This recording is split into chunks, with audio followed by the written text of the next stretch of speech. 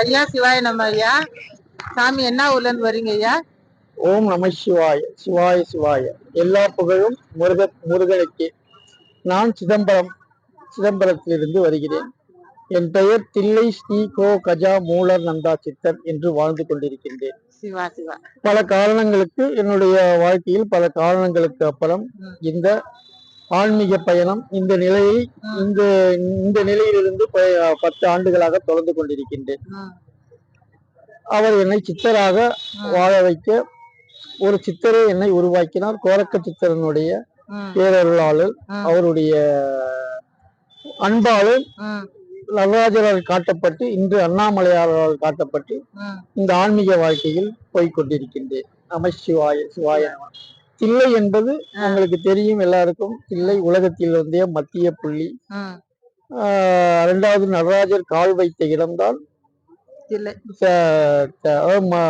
Centre of the வேர்ல்டுன்னு சொல்லுவாங்க. அந்த ஊரில் பிறந்து வாழ்ந்து ஒரு இறைநிலையை என்னை கடவுள் கொடுத்திருக்கிறார். அதில் முக்கியமாக முருகப்பெருமான் அதாவது கோரக்கட்டு நடராஜ பெருமான், நடராஜர் திருவண்ணாமலை, அண்ணாமலையார் இருந்து முருகப்பெருமான் எனக்கு கொடுத்தார். முருகப்பெருமானுடைய ஆலயத்தில் வழிபாடு செய்து அர்ச்சகராக பணியாற்றி 5 வருடங்களுக்கு மேல் மீண்டும் இந்த நிலையை நான் அடைந்திருக்கிறேன். இதை சொல்வதற்கு நான் பெருமையாக கொள்கிறேன். நம சிவாய். சிவாய நம. சொல்லுங்க தாய். இன்னைக்கு குபேரர் கிரிவலம். இன்னைக்கு குபேரரை பார்த்துட்டு உங்களை பார்க்கறேன். சிவபெருமானே, அவங்க அப்பன் சிவபெருமானே காட்சி கொடுக்கற மாதிரி இருக்கு. ரொம்ப நல்லா இருக்கு ஐயா. நம்ம திருவண்ணாமலை இருக்க சிவபெருமானுக்கு அப்பா யாருங்க ஐயா? சிவாய நம. அதாவது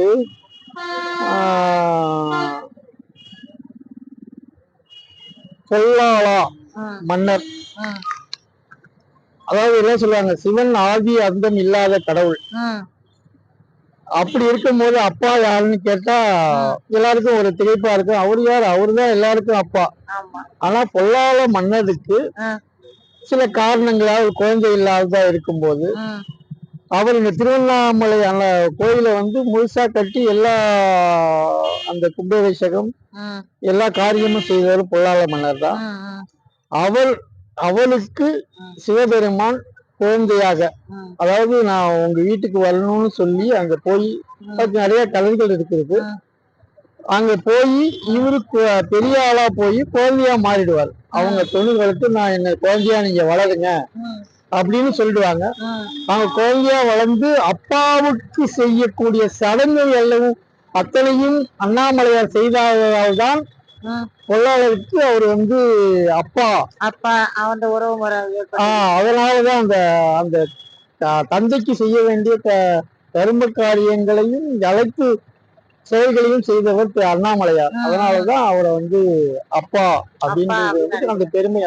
அந்த எந்த மன்னனுக்கும் எந்த மனித பிறவிக்கும் கிடைக்காத பாக்கியத்தை சிவபெருமான், அதான் அவர் பக்தர்களுக்கு சிவபெருமான் வேண்டி வேண்டி கொடுத்து அருள் புரிவார். இதுல எந்த ஒரு சந்தேகமும் யாரும் படக்கூடாது. அது அண்ணாமலையார் நினைத்தாலே போதும் செய்து விடுவார். அதனால அந்த அண்ணாமலையாரை இன்றைய தினம் நவம்பர் 29ஆம் தேதி சதுர்த்தசி திசி, விசாக நட்சத்திரம், வெள்ளிக்கிழமை, குபேர கிரிவலம் என்று அனுசரிக்கப்படுகின்ற அந்த குபேர கிரிவலத்தில் கலந்து கொள்வதற்கு, அது முக்கியமாக விசாக நட்சத்திரத்தில் வருகின்ற இந்த சதுர்தசி குபேர கிரிவலம் மிக சிறப்பு வாய்ந்ததாக இருக்கிறது. காலையில் ஆலயம் நான் அண்ணாமலை அப்பன் அம்மையின் தரிசனம் செய்துவிட்டு கிரிவலம் சென்று கொண்டிருக்கின்றேன். நம சிவாய். சிவாய நம. ஐயா, நீங்க குபேர கிரிவலத்துக்காக இன்னைக்கு திருவண்ணாமலைக்கு வந்தீங்களா? ஆமா, குபேர கிரிவலத்துக்காக வந்தேன். மாதம் பௌர்ணமி தினத்தில் கிரிவலம் செல்வது, அம்மையப்பனை வழிபடுவது என்னுடைய கடந்த 7 வருடங்களாக இது தொடர்ந்து பணியாற்றி கொண்டிருக்கின்றேன், செய்து கொண்டிருக்கின்றேன். அந்த அண்ணாமலையாருடைய கருணையால் நான் வாழ்ந்து கொண்டிருக்கிறேன். இந்த அண்ணாமலையாருடைய என்ன சிறப்பு அப்படின்னு சொன்னா, தென்னாடுடைய சிவனையை போற்றி எந்நாட்டவர்க்கும் இறைவா போற்றி. நம்ம வடக்கே கைலாய மலையில் வாழும் சிவபெருமான் இங்கேதான் படுத்திருக்காரு மலை அடியில். அதுவும் அதுக்காக சொல்லுவாங்க, முதலில் தங்க மலையாக இருந்தார். அதாவது கைலாயத்துல இப்பயும் தங்கமாக இருக்கிறது. ஆனா முன்னாடி தங்க மலையாக இருந்தார். அடுத்தது பல மாணிக்கம் அற்புதம் நிறைந்த கல் மலையாக இருந்தால் தற்போது மண்மலையாக இருக்கிறார். இவர் படுத்த வடிவில் இருந்து மக்களுக்கு காட்சி கொடுக்கின்றார். இரண்டாவது இது அக்னி ஸ்தலம், பஞ்சபூத ஸ்தலங்களில் அக்னி ஸ்தலம். நீர், நெருப்பு, நிலம், காற்று, ஆகாயம் இதுல இருக்கும்போது இந்த நெருப்பானது எல்லாவித தீய சக்தியும் நம்ம நெருப்புல போட்டா அழிஞ்சிடும். அழிக்கும் தன்மை கொண்டது. அதனாலதான் அண்ணாமலையார்ட்ட வேண்டும் போது நம்மளுடைய கஷ்டம், நம்மளுடைய கர்மா, நம்மளுடைய குறை எல்லாத்தையும் இங்க எரிச்சு சாம்பலாக்கி நம்மை நலமாக வாழ வைக்கக்கூடிய தலமாக இங்க அண்ணாமலையார் தீபமாக காட்சியளிக்கிறார். வருகின்ற பௌர்ணமிக்கு முன்தினம் பரணி கிரிவலம், அதற்கு அடுத்த நாள் கார்த்திகை தீபம், அதற்கு அடுத்த நாள் பௌர்ணமி கிரிவலம் நடக்க இருக்கிறது. அனைவரும் அண்ணாமலை இப்ப பார்க்க போனீங்கன்னா திருவண்ணாமலையில கூட்டம் அதிகமாயிடுச்சு. அதாவது ஆந்திரா, தெலுங்கானா, கர்நாடகா, கேரளா, தமிழ்நாடு எல்லா ஸ்டேட்ல இருந்து அண்ணாமலை, அதாவது அண்ணாமலையார் எப்படி இனிமேல் தான் எல்லாருக்கும் தெரிய போகுது. ஏதோ இறைவன் ஒரு நிலையை அடைந்து ஒரு உருவாக்கி அதை செய்ய போகிறார். யாருக்கும் இறைவன் என்ன செய்ய போகிறான் யாருக்கும் தெரியாது. அவர் செய்யும் போது அந்த அற்புதம் கண்டிப்பாக திருவண்ணாமலையில் நடக்கும். எல்லோருக்கும் நலம் வாழ திரு அண்ணாமலையார் உண்ணாமலை உடனடியாகிய அண்ணாமலையாராகவும் கபித்து குஜலாம்பாள் உடனடியாகிய அருணாச்சல ஈஸ்வரராகவும் நமக்கு இந்த காட்சி கொடுத்து வாழ்ந்து கொண்டிருக்கின்றார். அவரை வாழ்ந்து கொண்டிருக்க கடவுள் தான் சிவபெருமான். அவரை வணங்கி எல்லோரும் நலம் பெற்று வாழ இந்த நன்னாளில் கேட்டுக்கொள்கிறேன். நம சிவாய. சிவாயனம் ஐயா. இப்ப கிரிவலம் சுத்துறாங்க இல்லைங்களா? இப்ப எல்லாருமே இந்த வட்டத்துலதான் கிரிவலம் சுத்திக்கிட்டு இருக்கிறாங்க. இப்ப ஆப்போசிட்டா சுத்தினா இன்னும் பலன் அதிகம் சொல்றாங்க இல்லைங்களா? அது என்ன பலனுங்க ஐயா? சிவாய நம்ம திருச்சிற்றம்பலம். அதாவது ஒரு விஷயத்தை எதிர்மறையாக ஜெயிப்பதற்குத்தான் அதை செய்கிறார்கள். அதாவது கிரிவலம் என்பது முதலில் ஆரம்பித்தது நமக்கு தெரியும், எப்பயும் கிடையாது. இரவுலதான் டிஸ்டர்பன்ஸ் இல்லாம இருக்கும், அமைதியான சூழ்நிலை இருக்கும், நிலவு வெளிச்சம் இருக்கும். அந்த நிலவு வெளிச்சத்துல கிரிவலம் போவதுதான் வழக்கம்.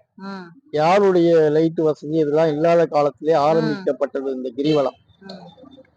அப்ப அந்த பௌர்ணமி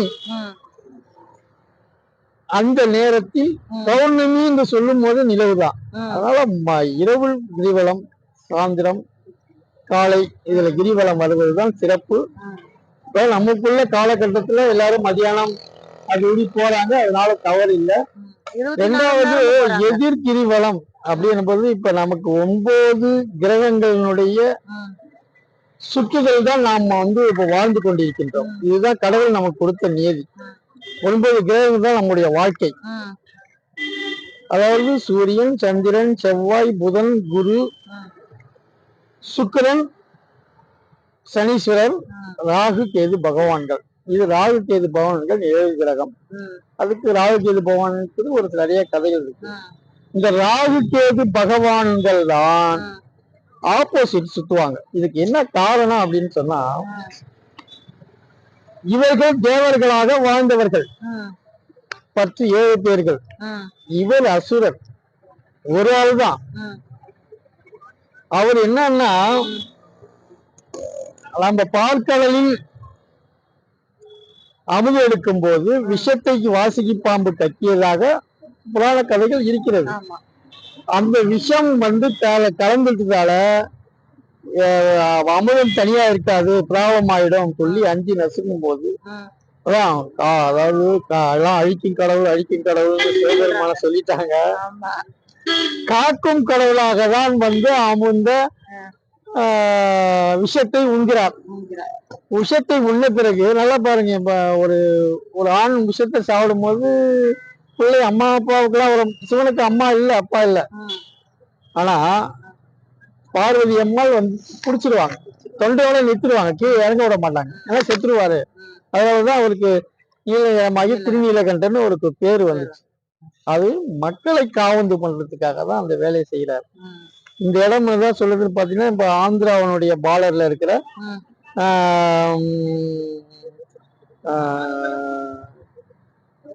பள்ளிக்கொண்ட ஈஸ்வரர், இங்கதான் அந்த விஷத்தை உண்டு அவர் படுத்திருந்தது. அம்மாவுடைய மடியில சிவபெருமான் படுத்த கோலம்னு பாத்தீங்கன்னா பள்ளிக்கொண்ட ஈஸ்வரர் இங்க இருக்காரு. ஆந்திரா பார்டர்ல இருக்காரு, தமிழ்நாட்டுலதான் இருக்காரு. அங்கதான் அவர் படுத்துட்டு அந்த விஷம் போடுறவருக்கு ஒரு டயர்னஸ் வரும், ஒரு அம்மா மடியில படுத்து அங்க சரி பண்ணிக்கிட்டாரு.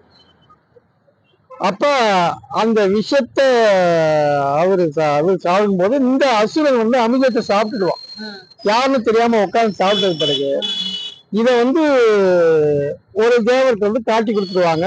அப்ப வந்து மகாவிஷ்ணு அந்த அசுரனை வெட்டியதாக கதை. வெட்டினியவுடன் அவர் தொண்டையில போயிடுச்சு, அவன் மேல் சாவ மாட்டான், தொண்டையை தாண்டி உள்ள போயிடுச்சு. அப்போ அமிர்தத்தை உண்டவன் சாவ மாட்டான். அமிர்தத்தை தேவர்கள் சாவாக இருப்பதற்கு காரணம் அதுதான், அமிர்தத்தை உண்டு இருக்கிறாங்க. அப்போ ஒரு பாதி தலை ஒரு இடத்துலயும் உடற்பாகம் வேறு இடத்துலயும் விழுந்தது. அவங்க எப்பயுமே வந்து பாத்தீங்கன்னா தலை ராகுவாகவும் உடம்பு கேதுவாகவும் இந்த கிரகங்கள் அமைச்சு, ஒரு மனிதனுடைய வாழ்க்கையில இந்த ராகு கேது கிரகம் தான் மனித வாழ்க்கையை நிர்ணயிக்கிறது என்பது நிறைய விஷயம் இருக்கிறது. ஆனா இவன் இந்த கிரகம் மட்டும்தான் ஆன்டி கிளாக் வைஸ்ல போறாங்க. நீங்க வெண் கூட வரக்கூடாது, இது பிரிவினையா என்னன்னு எனக்கு தெரியல, இது கடவுள் வைக்கப்பட்ட விதியான்னு எனக்கு தெரியாது. கடவுள் படைக்கிறாரு, கடவுள் சொல்றாரு, போறோம், அவ்வளவுதான் நமக்கு வேலை. அவரை எதிர்த்து பேசுவதற்கோ நமக்கு அதிகாரம் இல்லை. ஆனால் இங்க தவறு நடக்குது, கடவுள் கேட்க மாட்டாருன்னு நினைக்காதீங்க. எல்லாரும் ஒரு நேரத்தில் மண்ணை கழுவிக்கொண்டு அவரவர்கள் கடவுளை வைத்து சிவபெருமானை வைத்து ஏமாற்றி கொண்டிருக்கும் அத்தனை மனிதர்களும் பெற்று குட்டிச்சாவராக ஆழ்வு விடுவார்கள்லாம். ஓப்பனா சொல்ற, அந்த முருகப்பெருமான், முருகன் இவ்வுலகை ஆளுவார், நம்ம இந்தியாவை ஆளுவார், கெட்டவனை எத்தனையும் ஒழிப்பார். அப்படி அதாவது திருவண்ணாமலை வந்து அதாவது பழைய கோயில் எல்லாம் பாத்தீங்கன்னா அந்த லிங்கோத்தவர் இருக்க மாட்டார். திருவண்ணாமலை காலம் 1100 வருடத்துக்கு முன்பு நிறைய 9 கோபுரம் இங்க இருக்கு. அதே பாத்தீங்கன்னா 9 கோபுரம் திருவண்ணாமலையில இருக்கும். அதுக்கும் காரணம் இருக்குது. அந்த 9 கிரகத்தை வச்சுதான் சில விஷயங்கள்லாம் இருக்குது. 1100 வருடங்களுக்கு பழமையான ஆலயம். இந்த திருவண்ணாமலையில இருக்கிற கிழக்கு கோபுரம் பாத்தீங்கன்னா நம்ம தமிழ்நாட்டிலே இருக்கிற கோபுரத்துல 2வது இடம், 250 அடி உயரம், 210 சொல்லுவாங்க. திருவண்ணாமலையில் பிரம்மனுக்கும் மகாவிஷ்ணுவுக்கும் விஸ்வரூப காட்சி கொடுத்த இடம்தான் சிவபெருமான் திருவண்ணாமலை. அந்த விஸ்வரூப காட்சிக்கும் போது அவர் பாதம் தெரியாது, தலை முடி தெரியாது, அடிமுடி தெரியாது. இதை பார்ப்பதற்கு தான் பிரம்மன் மேலையும் மகாவிஷ்ணு கீழையும் நோண்டி போய் பார்ப்பாங்க. யாராலையும் பார்க்க முடியாது. பிரம்மன் பொய் சொல்லிடுவார். அது தாழம்பூ, அதுக்கு தாழம்பூவுக்கு சிவபெருமான் தள்ள வச்சிருப்பாரு. அதனால தாழம்பூ பொய் சொன்னதால அதுல இருந்து யூஸ் பண்ண மாட்டாங்க சிவபெருமானுக்கு தாழம்பூவை. ஒரே ஒரு இடத்துல மட்டும் நம்ம மகா சிவராத்திரி பூஜையில ஒரே ஒரு காலத்துக்கு பயன்படுத்துவாங்க தாழம்பூவை, ஒரே ஒரு கோயில்ல பயன்படுத்துறாங்க. இவரு பொய் சொன்னதால பிரம்மனுக்கு கோயில் கொடுக்கல, அவர் ஏமாத்துறதுக்காக எங்கேயுமே அவருடைய சிவபெருமானுடைய அந்த அபிஷேக தண்ணி வர இடத்துலதான் பிரம்மனுக்கு கோயில் வச்சிருப்பாங்க. மகாவிஷ்ணு உண்மையை ஒத்துட்டாரு, என்னால பார்க்க முடியலன்னு சொல்லுவாரு. உண்மையை சொன்னதுக்காக அவருக்கு அந்த பாத தரிசனையும் காட்டி அவருக்கு சிறப்புகளும் செய்தவர் சிவபெருமான். அதுவே 2 பேருக்கு அதாவது பாத்தீங்கன்னா இப்ப விஸ்வரூபன்றது வந்து உடம்பு பெருசா, அதாவது சொல்லவே முடியாது. அதே போல முருகப்பெருமான் வந்து கேட்கிறாரு சிவபெருமான்கிட்ட, அவங்க விஸ்வரூபம் காட்சி கொடுத்தீங்களே, எனக்கு கொடுங்க. இல்ல, நான் உனக்கு இங்க தர மாட்டேன், வேற இடத்துக்கு தரேன்னு சொல்லிதான் இங்க நம்ம வந்தாவாசி பக்கத்துல தகலியேஸ்வரர் மலைன்னு ஒண்ணு இருக்கு. அங்கதான் முருகருக்கு அவர் விஸ்வரூபம் காட்சி கொடுத்தாரு. இப்ப அந்த ஆலயம் வந்து பாலாலயம் வேலை நடந்து கொண்டிருக்கிறது. அங்கேயும் ஒரு சித்தர் வாழ்ந்தார். சில காலங்களால் முருகன் ஒதுக்கப்பட்டதால அவர் வந்து ஒதுக்கப்படல, சில இது பண்ணிட்டாரு, சில சூழ்ச்சிகளால அவர் இது பண்ணிட்டாரு. இனிமேல் முருகனுடைய ஆட்சி, சத்திய முருகனுடைய யுகம் பிறக்க போகிறது. தவறானதை தண்டிக்க போகிறது. அதனால சொல்றேன்னா, இந்த டூப்ளிகேட்டு, பொய்யான மனிதர்கள், பொய் பித்தலாட்டங்கள் இதையெல்லாம் ஒழிந்தால்தான் இந்த நாடு வளம் பெறும். தேவையில்லாத சக்திகள் இடையில வந்து எல்லாத்தையும் குழப்பிடுச்சு. அது இனிமேல் சரியாகும். மக்கள் எல்லாரும் ஒன்றுபட்டு பிரிவினை இல்லாத, எல்லாரும் ஒரே குலம், ஒருவனே தேவன் அப்படின்ற ஒரு கொள்கைக்கு வந்து வாழணும். நான் இப்ப யாரும் சொல்றேன்னா, இப்ப நான் யாரும் தப்பா சொல்ல, நான் ஏதோ ஒரு மாலை போட்டு வரேன். இந்த திருவண்ணாமலையில வந்து ரோட்ல உட்காந்துல பிச்சை எடுக்கிறாங்களா எல்லாரும் அசிங்கமா பாக்குறாங்க. என்ன பொறுத்தளவு அவங்களையும் தலை வணங்கி சிவனாக கும்பிட்டு கொண்டு போகின்றேன். அவன் தான் சிவனடியார். சிவனுக்கு அடியில் இருப்பவன் தான் சிவனடியார். தலை மேல் போய் அகம்பாவத்தில் இருக்கிறவன் சிவனடியார் கிடையாது. அவனை போல சொல்லிட்டு இருக்கவன் அவன் வாழ்க்கைக்காக சொல்றான்னு தான் நான் சொல்லுவேன். அதாவது அவன் பிச்சைக்காரனா இருந்தாலும் சரிதான், கண்ணாப்புனால இருந்தாலும் சரிதான், பிச்சு சாப்பிட்டாலும் சரிதான், அந்த கோலத்தில் இருப்பவன் சிவனடியார். இது சிவனே ஒத்துக்கிட்ட விஷயம், யாரும் ஒத்துக்க வேண்டிய அவசியமே கிடையாது. சொல்லுங்க தாய். நம சிவாய நம. அனைவரும் நலமோடு, சிவன் அருளோடு, முருகப்பெருமானோடு, சக்தியோட அருளோடு அருள் பெற்று எல்லாம் சமம் என்று நினைத்து வாழ்ந்து இவ்வுலகை நம்ம வரும் சந்ததியினருக்கு நல்ல, அதாவது இந்திய நாடுன்னா பழம்பெரும் நாடு, அதாவது பாரினிலே நாடு, பாரத நாடு, புகழ்பெற்ற நாடு. அப்படியாப்பட்ட நாடு நல்லா இருக்கணும். சில தவறானவர்கள் மாறுந்து எல்லாரும் ஒன்றாக இருந்து இந்திய மண்ணை மீண்டும் வளப்படுத்தி நலமோடு வாழ எல்லோரும் ஒன்றுபட வேண்டும் என்று கேட்டு இருந்து கொள்கிறேன். ஓம் நம சிவாய். சிவாய நம. எல்லா புகழும் முருகனுக்கு. நம சிவாய். மெய்ஞான சித்திரக்குடி நண்பர்களே, நம்ம சேனலை சப்ஸ்கிரைப் பண்ணுங்கள், லைக் பண்ணுங்கள், கமெண்ட் பண்ணுங்கள், ஷேர் பண்ணுங்கள். நன்றி.